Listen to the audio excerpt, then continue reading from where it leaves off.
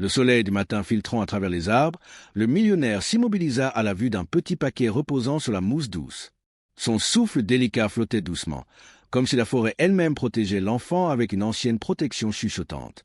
Il regarda autour de lui dans le parc silencieux, percevant des ombres qui ne devraient pas exister, comme si des yeux invisibles l'observaient de loin. Le visage calme du bébé brillait dans la lumière chaude.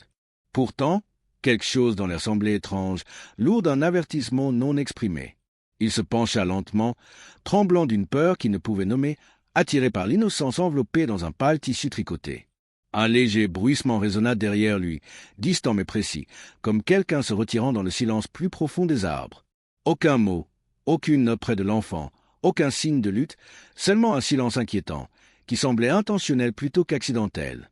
Il souleva l'enfant avec précaution, ressentant une chaleur étrange pulser dans ses paumes, subtile mais impossible à ignorer. L'air changea brusquement. Les oiseaux s'envolèrent comme perturbés par une présence invisible affamée du retour du bébé. Une brise froide l'entoura, bien que le soleil brillât encore, portant la sensation que le temps s'était arrêté pour observer. Il serra l'enfant contre lui, inconscient que ce moment allait dénouer des secrets bien au-delà de la richesse ou de la raison, et dans cet instant de calme, le parc semblait murmurer une vérité qu'il ne comprendrait que 10 jours plus tard, lors du miracle. Le millionnaire transporta le bébé hors de la clairière mousseuse, sentant une chaleur inhabituelle monter du petit corps emmailloté. Chaque pas dans le parc résonnait plus fort qu'il ne le devrait, comme si des yeux invisibles le suivaient depuis les vieux arbres. Il tenta d'appeler à l'aide, mais sa voix semblait étouffée, avalée par une atmosphère plus dense que l'air normal. Le bébé dormait paisiblement, indifférent à cette lourdeur étrange, brillant faiblement au soleil comme un secret en attente de se révéler. Il inspecta de nouveau les alentours à la recherche d'indices. Rien ne suggérait de lutte, de parents fugitifs ou de passants récents. Le silence se fit plus oppressant, le poussant à serrer l'enfant protectivement, comme si le danger pouvait surgir de l'ombre à tout instant. Son téléphone crépita lorsqu'il essaya de joindre les services d'urgence, l'écran affichant des symboles inconnus. Surpris, il retira l'appareil, regardant l'écran s'éteindre complètement, comme si quelque chose près de lui drainait son énergie. Un frisson glacial descendit le long de sa colonne vertébrale, suivi d'une certitude soudaine. Le bébé n'avait pas été abandonné par accident. L'air changea encore, portant cette même vibration étrange qu'il avait entendue plus tôt, légèrement plus nette. Les paupières du bébé tremblèrent brièvement, et pour la première fois, il sentit que l'enfant pouvait percevoir bien plus qu'il n'y paraissait. Serrant davantage sa prise, le millionnaire se précipita vers sa voiture, inconscient que le véritable mystère ne faisait que commencer à se manifester. La portière grince en s'ouvrant tandis qu'il déposa doucement le bébé endormi à l'intérieur, incertain de devoir rentrer chez lui ou à l'hôpital. La lumière du soleil diminua soudainement, projetant de longues ombres s'étirant de façon étrange, le suivant comme des observateurs prudents. Il essaya encore son téléphone, mais il resta éteint, sans énergie, malgré la batterie qu'il avait vue pleine plus tôt. Un bruissement lointain venait de derrière, non du vent, mais de quelque chose se déplaçant méthodiquement dans l'herbe vers lui. Il se retourna brusquement, ne voyant rien mais absolument certain. Le parc n'était plus aussi vide qu'il le prétendait. Le bébé soupira doucement, un son presque mélodique, et la vibration étrange répondit instantanément depuis les arbres par une basse résonance. Chaque instinct lui cria de partir immédiatement. Pourtant, la curiosité s'accrochait à lui comme des mains invisibles refusant de le lâcher. Il glissa dans le siège du conducteur, le cœur battant, sentant le temps ralentir, le monde suspendu pour que quelque chose d'invisible réagisse. Le bébé remua encore, émettant une faible lueur qui illumina l'intérieur de la voiture d'un scintillement doré et étrange. Dans le rétroviseur, il aperçut un mouvement. Juste un frisson, quelque chose disparaissant comme si cela n'avait jamais existé. Il tourna la clé et le moteur rugit, brisant le silence inquiétant avec une force semblant être un sauvetage. Sans réfléchir davantage, il appuya sur l'accélérateur, emportant l'inconnu enfant vers la maison, loin du silence hanté derrière lui. Le trajet sembla anormalement long, les routes familières s'étirant comme des tunnels, comme pour le guider vers quelque chose d'invisible. Chaque regard vers le siège arrière montrait le bébé brillant doucement, la lumière pulsant au rythme du léger bourdonnement dans l'air. Il baissa les fenêtres, mais le son étrange resta dans la voiture, comme si la source vivait à l'intérieur même de l'enfant. Une sensation de picotement se répandit le long de ses bras, une énergie subtile vibrante sous sa peau chaque fois qu'il approchait du berceau de l'enfant. Le bébé remua enfin, ouvrant les yeux. Mais au lieu de pleurer, il observa calmement autour de lui, une sérénité bien au-delà de l'enfance normale. Son regard profond et stable fit serrer davantage le volant au millionnaire, secoué par l'intensité de ses petits yeux. Le bébé tendit la main, et la radio de la voiture s'alluma sur une station morte, murmurant des crépitements formant des mots. La distorsion semblable à une voix parla brièvement, trop déformée pour être comprise, mais remplie d'urgence qui le glaça jusqu'au cœur. La lueur du bébé s'éteignit, redevenant paisible, et le bourdonnement surnaturel cessa soudainement. Il entra dans son allée, le souffle court, réalisant qu'il ne pouvait plus faire semblant qu'il s'agissait d'une simple histoire de bébé abandonné. Quelque chose l'avait choisi, quelque chose de puissant, et ce n'était pas un hasard qui ait trouvé l'enfant seul dans ce parc silencieux. Alors qu'il soulevait de nouveau le bébé, les phares avant de sa maison clignotèrent violemment, comme s'ils percevaient l'arrivée de quelque chose d'extraordinaire. À l'intérieur, l'atmosphère changea instantanément, l'air devenant plus lourd, presque expectant, réagissant à la présence du bébé. Il posa l'enfant sur une couverture douce, observant la lueur disparaître complètement, laissant derrière elle un nouveau-né fragile et innocent.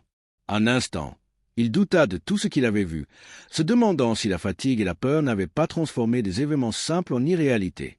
Mais alors, les cadres sur les murs vibrèrent doucement, se déplaçant en synchronisation avec le faible bourdonnement, semblable à un cœur, qui revenait. Il s'agenouilla près du bébé, étudiant chaque détail, du souffle calme à la chaleur subtile irradiant de sa poitrine. Le bourdonnement devint plus clair, semblant maintenant des chuchotements superposés, comme de nombreuses voix parlant depuis des lieux lointains. Il se pencha plus près, le cœur battant, et se figea lorsque le bébé tourna la tête, le regardant directement avec une compréhension silencieuse. Ses yeux, trop conscients, trop sages, contenaient quelque chose d'ancien, le faisant se sentir à la fois protégé et profondément troublé. Soudain, les lumières s'assombrirent et les chuchotements convergèrent en une seule tonalité d'avertissement, vibrant dans la pièce comme un pouls. Il tendit les mains vers le bébé, ressentant une douce poussée d'énergie effleurer ses mains, douce mais incroyablement puissante. Le bourdonnement s'arrêta brusquement, laissant un silence épais qui pesait contre les murs comme attendant son prochain geste. Dans cette immobilité chargée, il comprit que le miracle à venir allait changer bien plus que le destin de l'enfant. La nuit s'était glissée sur la maison tandis qu'il berçait doucement le bébé, sentant l'air devenir plus froid à chaque chuchotement dans l'obscurité. Les ombres se déplaçaient de manière étrange, s'étirant sur les murs comme des figures observatrices attendant que l'enfant s'éveille pleinement à nouveau. La lueur du bébé revenait par pulsations légères, illuminant son petit visage d'une chaleur à la fois étrange, protectrice et ancienne.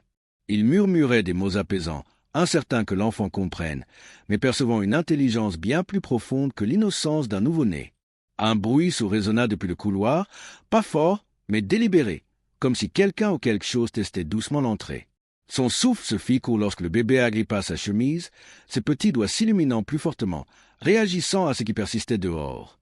Le bourdonnement devint plus aigu, vibrant à travers les planchers, un rythme d'avertissement pulsant comme un battement de cœur venant de sous la maison. Il s'avança vers la porte, tenant l'enfant près de lui, terrifié, mais incapable d'ignorer la force qui le poussait vers le seuil. Les lumières du porche clignotèrent à nouveau, puis se stabilisèrent lorsqu'une pression étrange poussa contre la porte de l'autre côté. Le bébé émit un petit son, à moitié soupir, à moitié tonalité, et la pression disparut instantanément comme commandée de se retirer. Il regarda l'enfant avec admiration, réalisant que l'enfant possédait une influence assez puissante pour altérer le monde invisible. Pourtant, même avec cette protection, une peur plus profonde se forma, car il sentait qu'une force plus grande allait venir pour eux deux très bientôt. Il se déplaça prudemment à travers la maison, chaque craquement du sol semblant amplifié, comme si les murs eux-mêmes écoutaient attentivement. Le bébé regardait droit devant lui avec un calme imperturbable, sa lueur s'intensifiant chaque fois que l'air s'épaississait de cette présence invisible. Il s'arrêta près du salon lorsque les fenêtres scintillèrent faiblement, reflétant des formes qui ne correspondaient à rien dans la pièce. Dehors, la lumière de la lune se tordait étrangement, contournant la maison comme pour les protéger de ce qui rôdait dans la nuit. Le bourdonnement changea de tonalité, ressemblant maintenant à un doux chant, superposé d'échos suggérant une langue ancienne et incompréhensible. Il serra l'enfant contre lui, sentant une chaleur monter dans son bras, un réconfort lui indiquant que l'enfant percevait le danger plus clairement que lui. Soudain, la télévision s'alluma d'elle-même, affichant des grésillements pulsants rythmiquement, en accord avec la lueur qui entourait le bébé. Des mots faibles se formèrent dans le grésillement, fragments d'avertissement comme des voix essayant désespérément de communiquer à travers les interférences. Il se pencha, le cœur battant, tandis que le message distordu répétait une seule phrase qu'il pouvait à peine déchiffrer. « Pas encore prêt ».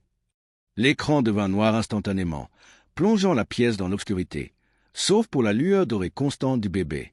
Un frisson le parcourut lorsqu'il comprit. Quelque chose avait retardé son approche, sans abandonner entièrement sa poursuite. Il regarda le visage paisible de l'enfant, sentant que le miracle promis était lié à un moment encore à venir, mais approchant rapidement. Les heures passèrent dans un silence inquiet jusqu'à ce que la lueur autour du bébé faiblisse à nouveau, ne laissant que la lumière de la lune effleurer la pièce.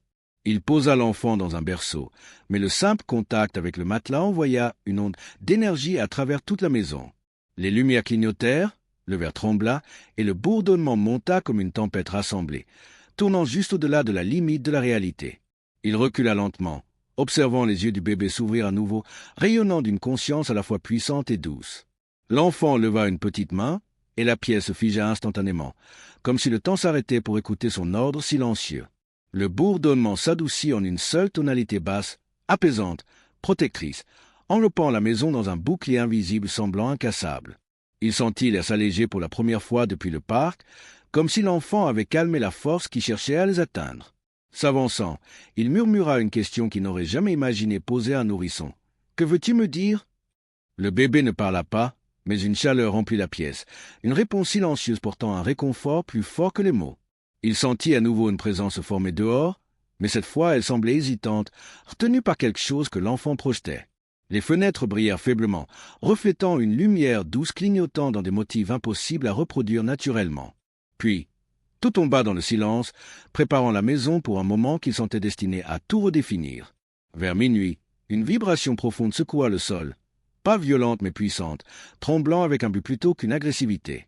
Il se précipita à la fenêtre, tenant le bébé, observant le jardin ondulé sous la lumière de la lune comme des vagues sous la terre. Un rayon de lumière pâle perça le ciel, s'élargissant lentement, touchant la terre avec une douceur trahissant sa puissance immense. Le bébé réagit instantanément, brillant plus que jamais, illuminant la pièce d'une chaleur radieuse et à couper le souffle. Alors qu'il tenait l'enfant près de lui, le bourdonnement se transforma en une mélodie harmonieuse, calme et immense, résonnant avec une profondeur ancienne. Le rayon dehors scintilla, formant des silhouettes de grandes figures indistinctes immobiles comme attendant un signe de l'enfant. La peur et l'émerveillement se mêlèrent en lui, mais le bébé resta calme, levant une main lumineuse vers les figures au-delà de la vitre. La mélodie se fit plus forte, et les figures inclinèrent la tête, reconnaissant l'enfant avec une révérence provoquant une confusion profonde. La lueur du bébé s'élargit, les enveloppant tous deux dans un cocon protecteur, vibrant d'une énergie incompréhensible. Les silhouettes se dissolurent lentement dans la lumière, se fondant dans le rayon qui pulsait de plus en plus fort à chaque seconde. Et à mesure que la lumière grandissait, il sentit la vérité approcher. La raison pour laquelle l'enfant avait été laissé dans le parc se réveillait enfin. La maison trembla légèrement tandis que le rayon s'intensifiait, sa lueur traversant les murs, remplissant chaque recoin de chaleur. Le bébé tendit la main vers le plafond, et la lumière se courba vers le bas, se modelant autour de lui comme une couronne de feu ancienne. Un doux murmure emplit l'air, clair cette fois, parlant d'une voix d'où semblant résonner depuis au-delà des étoiles. Le murmure révéla une seule vérité. L'enfant portait un don destiné à s'éveiller une fois trouvé par le cœur qui lui était destiné. Submergé, le millionnaire sentit ses genoux fléchir. Réalisant qu'il avait été choisi non par accident mais par un chemin plus ancien que le destin, la lueur de l'enfant l'enveloppa, guérissant ses peurs et insufflant le calme dans chacune de ses pensées tremblantes. Le rayon diminua progressivement, et la présence à l'extérieur disparut complètement, ne laissant que la paix là où la peur s'était tenue. Les yeux de l'enfant se fermèrent lentement, reposant à nouveau, sa lueur s'adoucissant en une aura douce promettant protection. Il serra l'enfant contre lui, sentant la chaleur s'installer en lui, comprenant silencieusement que le miracle avait déjà commencé. La maison redevint silencieuse, le bourdonnement disparaissant totalement comme satisfaite de l'équilibre restauré dans leur monde tranquille. Il regarda le petit visage, maintenant calme et doucement éclairé, sachant que sa vie avait été réécrite en une seule nuit irréelle. Et dans ce moment de calme, il comprit, le miracle n'était pas un événement. C'était l'enfant lui-même destiné à changer le monde.